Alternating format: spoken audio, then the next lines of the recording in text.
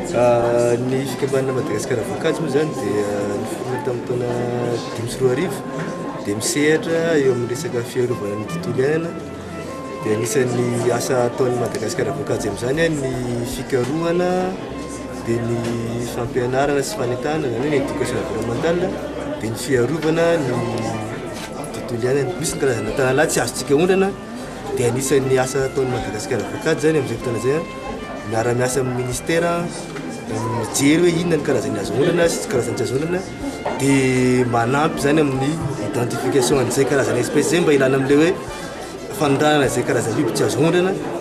Dia misy ihany koa moa zany ny fikarohana ataon'ny Madagasikara voankazo mahakasika ny fihazana ireo karazana biby hafa tahaka ny karazana lémurien.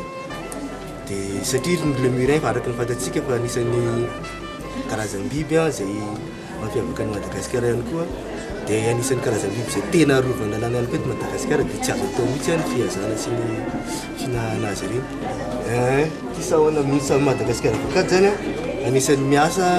amin'ilay sahona mena antsoina hoe Matela Orienteka izay tsy hita raha tsy ao anatin'ny districtn'ny Moramanga ihany. Betsaka tokoa ny tsindry miatra ho an'io sahona io satria anisan'ny sahona araka teniko teo efa kely ny toerana misy azy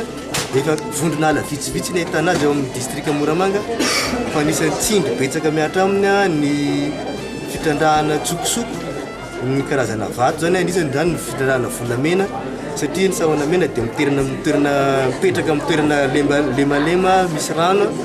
dia ireny nefany anisan'ny toerana ihany koa izay isehoan'ny fitandrahana volamena